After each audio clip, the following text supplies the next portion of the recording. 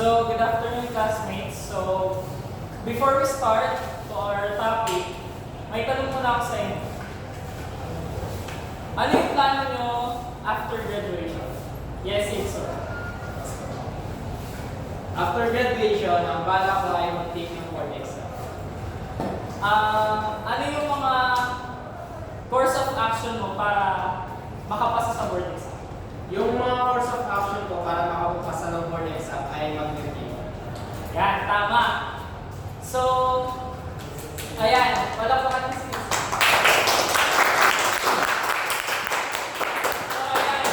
So, bawat isa sa atin, meron na tayong mga nakaplano na mga gagawin natin after graduation. Yung iba sa atin, baka mag-asawa na, or yung iba sa atin, baka magtrabaho na. So, ano ba yung pinupunto ko? So, what's the point? Ang point is, kailangan magplano. So, we need a plan. Diba? Kasi meron tayong certain goal na gusto natin ma-achieve. And para ma-achieve natin yon, kailangan natin i-follow yung mga necessary actions para sa desired natin. So, pakibasa nga po. Mr. The first. Planning allows managers to analyze situations for better decision making and effective organization management.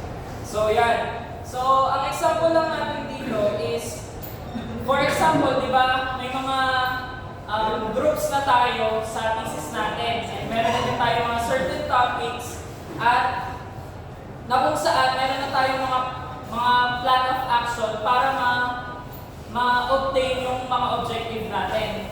But, di ba, minsan sa kalagitnaan or on process ng paggagawa natin ng thesis natin, ay minsan na-lilisa tayo kung ano ba yung goal natin, yung objective natin.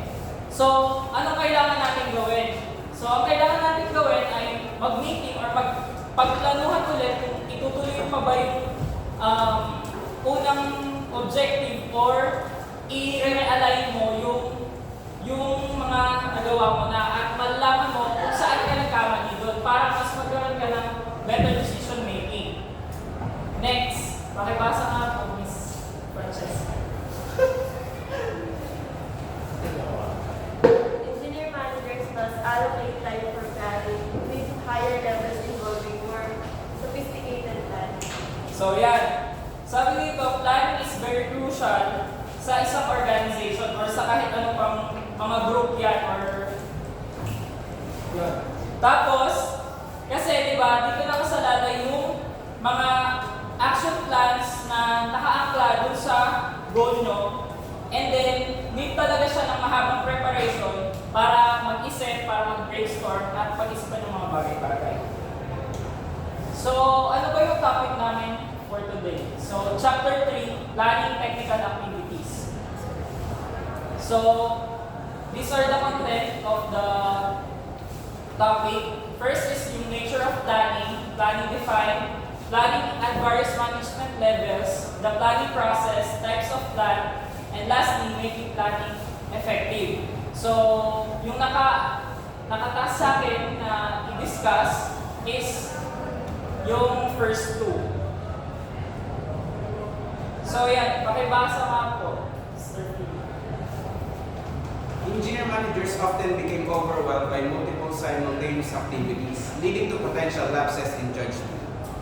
So, familiar ba kayo sa drawing pero hindi nakukularan?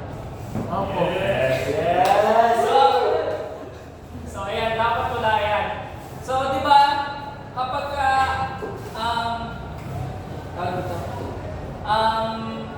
meron tayong mga family outing or barkada outing, di ba, mas maganda na pinagpaplanuhan siya. Pero, ayun nga, kadalasan, kapag pinagpaplanuhan ay hindi natutuloy. Pero, pag yung mga plano na biglaan lang, ayun yung karaniwang natutuloy. Kaya, mapapansin nyo, meron mga lapses or may mga pagkukulang. For example, yun nga, may barkada outing, may kulang kayo ng ganito, kulang kayo ng ganyan, kasi nga biglaan. Next, Mr. Rizal, pakibasa. Plans provide a methodological way to achieve desired results and act as a guide in avoiding distractions from major goals.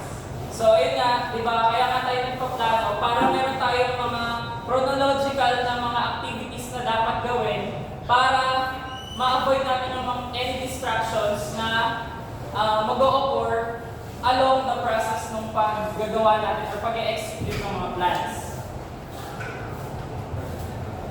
So, next, planning defined. Pakibasa mga po. Legals and others. The management function that involves anticipating future trends and determining the best strategies and tactics to achieve organizational objectives. So, ayan, magkaroon tayo ng quiz. Pakituro yung mga klase na pwedeng mag-explain. Si Mayor po. Yan, si Mayor ang number. Okay, na-present mo rin.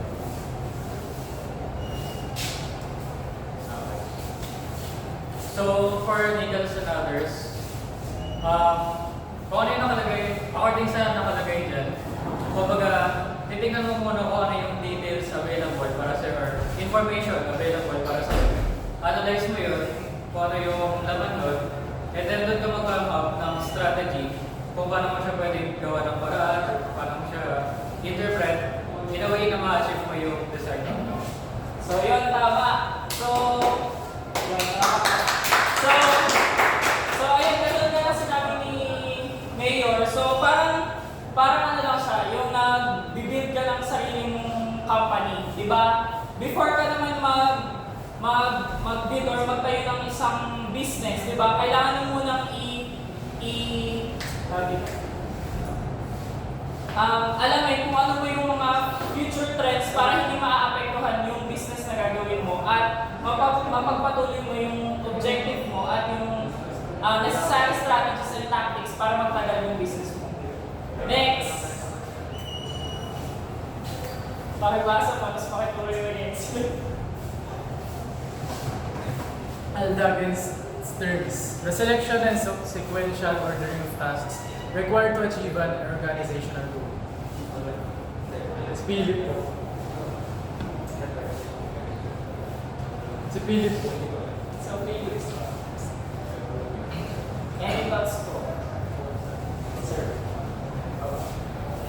So, ayun. Thank you. So, yung kay Alda Dexter, so para lang siyang yung ipoprogram mo yung mga pagkakasunod-sunod ng task para ma-achieve yung organizational goal. So, last, Cole and Hamilton, so ako na yan. Deciding what will be done, who will do it, where, when, and how it will be done, and the standards to which it will be done. So, dyan, for example lang, sa mga fast food or sa mga restaurant, so, di ba, una, sino ba yung mga gumagawa sa food? So, syempre sa kitchen. O, saan? So, sa kitchen. Tapos, sino yung gumagawa? Yung mga staff sa kitchen. Tapos, paano nila magagawa yung isang dish ng mas mabilis at ng may quality. So, syempre, dapat susundin yung mga standard na necessary sa restaurant. So, planning is selecting the best course of action so that the desired result may be achieved.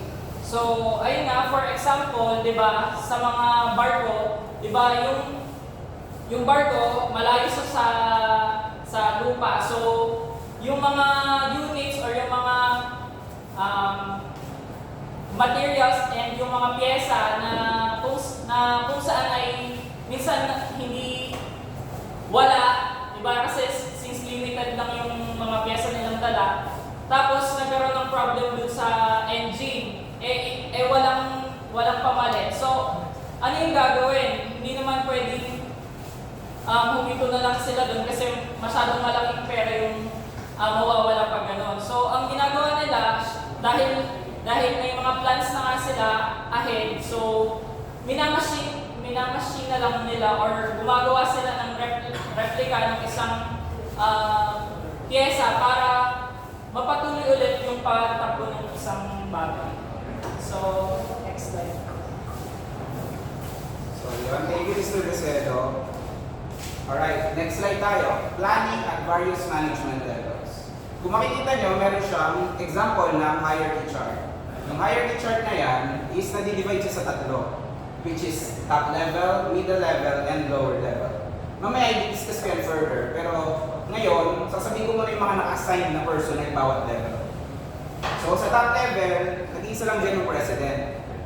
Sa middle level naman, nandiyan yung mga marketing, production, finance, and personal managers. Lastly, sa lower, nandiyan naman ang mga industrial engineering, factory, and quality control managers. So sa top level, or in other terms, strategic planning. So from the word itself, strategic planning, dito lahat nag-generate ng ideas, strategies, tactics, para siyang yung brain ng company. Next naman is yung middle level, or other term is intermediate planning. From the word itself, intermediate, meaning in between. So yung nag-act as a bridge. So, ang example ko dyan is, kung may command si high level, kailangan dumaan muna siya sa middle level bago siya tumungo sa lower level. For example, gusto niya yung high level na taasan ng quantity ng production. So, bago siya ipasa sa lower level, checkin muna ni middle level kung okay ba yung finance, okay ba yung checkin ni financial manager kung okay yung finance, checkin ni personal manager kung sapat yung tao na gagawa, checkin din ni resource manager kung merong sapat na resources or raw materials. So pag check na lahat yun, approve na lahat, pwede na siya dumaanan pumunta sa low level management, or in other words, operational planning. Dito naman nagaganap yung mga hands-on.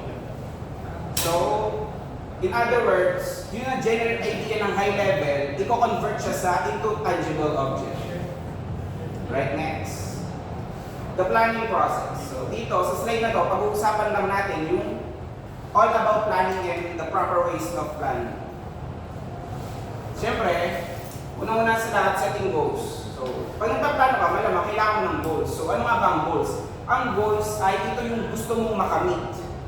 Ito yung goal, kung ano yung gusto mong ma-attain. For example, isang paper company. So, ang goal niya is to increase the sales 30% within the few months. So, yun yung goal niya.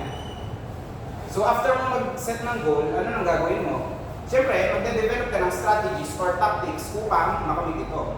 So, i-differentiate ko muna yung strategy sa tactic bago ko magpatuloy sa kwento. So, yung strategy, siya yung to ensure na makakamit mo yung goal mo. At yung tactic naman, siya yung short-term action to adjust negative internal.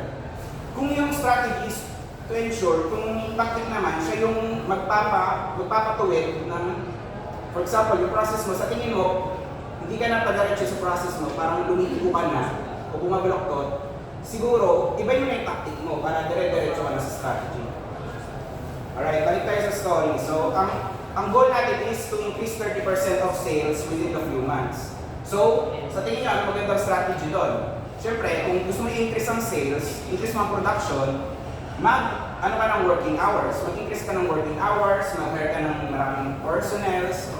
Pero, sa lahat ng strategy, siyempre may backlash yun. So, ano yung backlash nun? Siyempre, pwede mabilis mag-burnout yung mga personnel, pwede magsiksikan sa factory o sa office. So, dyan nakapasok yung tactic. So, anong magandang tactic para ma-adjust yung mga negative or external influences na yun? So, simple lang. Mag-shifting, di ba? Dalawang shifting from morning shift and night shift. Para parang hitting two birds with one stone, hindi na sila nag-burnout, hindi pa sila siksikan sa office. So, balik tayo. Meron na tayong set ng goals. Nag-develop na tayo ng strategies, which is shifting. And lastly, second to the last is determining resources. So, may strategy ka na, may goal ka na, pero sa tingin mo, tama ba yung resources mo? So, checkin mo muna kung tama yung resources mo from personnel to material resources. So, syempre, gusto ko ma-increase ng 30%. Siyempre, anong gagawin ko? Mas maraming materials at mas maraming personnel. So mag-hire ako at order ako ng maraming supplies ng raw materials. Lastly, sa setting standards. May goal na ako, alam ko na kung anong strategy para ma-obtain yung goal ko.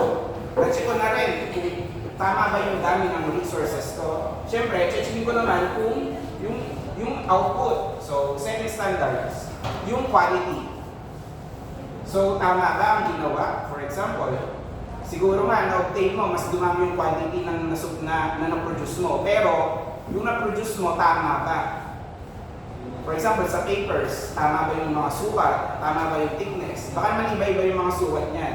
Kaya dyan papasok ang quality control managers. Ang gagawin ng mga quality control managers is checkin nila yung gawa at yung ginagawa ng mga gumawa. Yun lang. So, thank you, Philip. So yung last two parts ng discussion is magagaling sa akin. Ito yung number 5 is yung types of plans. Sa types of plans, meron tayong 3 categories. Functional areas, time horizon, as well as yung frequency of use. So, mamaya explain ko siya isa-isa. Then, ayan. So, ayan, functional areas. Sa functional areas, meron tayong 4 na klase. Apat na areas. Yun yung marketing plan, financial plan, as well as production plan and human resource plan. So, sa marketing plan, sino ba yung kadalasan na nag-a-handle ng mga to? Di ba yung mga business management na courses, as well as yung engineering, since meron nga tayong engineering management. Sa financial plan naman, di ba dito kadalasan yung mga financial advisors, yung mga accountant, as well as engineering din, kasi meron tayong engineering economics. Then sa production plan talaga, nag-aalala yung engineering, kasi dito kumbaga yung backbone ng plano. Kumbaga, walang production plan or hindi nag-i-integrate yung 4 na areas na yan kung walang production plan. Then yung last is yung human resource plan. Dito sila yung nag-hire ng mga personnel as well as yung mga trainings and seminars, sila rin yung nagpa-plano. Next. So sa time horizon, so meron lang siya 2 plans. Yung short range, which is yung less than a year. Yung short range dito, dapat yung plano mo is magra-run lang for less than a year. While yung sa long range plan, yun naman yung magra-run siya ng for more than a year. For example, yung sa short range plan, for example, sinabi ni Philip, magkakaroon sila ng 30% increase sa production in a few months. So, do you think mag-work pa siya sa long range plan? Siyempre, hindi na kasi ang goal lang naman ng company is makapag-increase ng production for a certain period of months. Then sa long range plans, ito naman yung, for example, sa isang tech company, ang kadalasang company pa lang nila ngayon is more on, wala pa silang IoT. Then in the long run, ang plano nila is to modernize their tech company. So ayun, magkakaroon sila ng IoT or anything AI, gano'n. Then sa frequency of use, dalawa lang din naman siya, isang standing plans and yung single-use plans. Etong sa standing plans, ito yung repeated again and again. Ang example nito, di ba, kadalasan nag-order tayo sa Shopee, sa Lazada. Di ba meron silang yung 12, 11, yung kada, kumbaga per month siya nangyayari, as well as yung payday sale. So yun yung, for me, yung pinaka-best explanation para sa standing plans. For example, dito naman sa single-use plans, ito yung hindi siya kadalasan nag-e-exist. For example, dito, di ba napalitan na yung PPSC president natin? So, ang gagawin niya, magsiset siya ng panibagong mission or vision. So, kumbaga, nababago lang yung mission or vision pag naiba na yung pinaka nasa taas, or which is yung president nga sa PPSC. Then, ayan, ito yung last part ng reporting, yung making planning effective. So, syempre, hindi naman nagiging effective agad yung plano. Kumbaga, naisip mo, effective na kagad. Syempre, meron din dyan mga strategies or mga barriers, for example, para humadlang sa plano. So, kadalasan yung mga common planning barriers ay yung manager's inability to plan. For example, nag-hire tayo ng tao, tapos for example, nag-hire yung HR department ng tao, siya yung nakatas para magplano. Which is, halimbawa, for example, sa financial plan, maintenance, meron siyang plano para din. Pero ang hinire ng HR is hindi alam kung paano magplano about financial. Siyempre, hindi siya magiging effective planning kasi nga, hindi siya suitable para sa position na yun. Then yung the rest is yung improper planning process, lack of commitment to the planning process, improper information, focusing on the present and expenses of the future, too much reliance on the planning department, concentrating on only the controllable variables. Then yung, syempre bukod sa barrier, meron naman makakatulong para sa pagpaplano natin. So pakibasa nga, Desire. Yung aids of planning. Aids to plan. Gather as much information as possible. Develop multiple sources of information.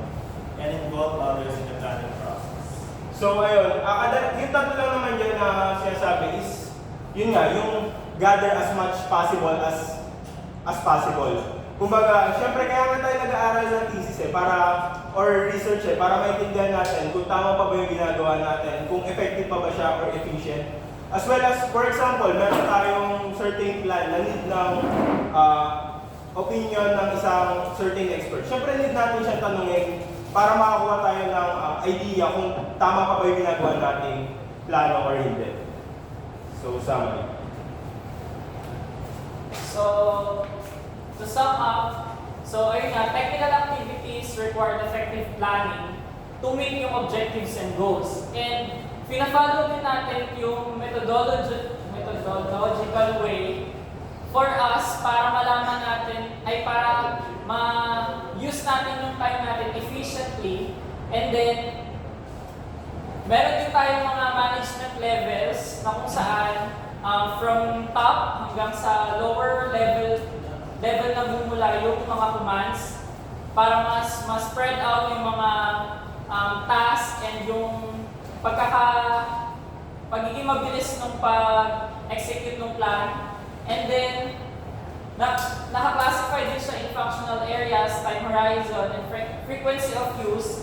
And lastly, is maganda na nakikita din natin yung mga planning barriers para hindi sila sumagaba sa plan natin.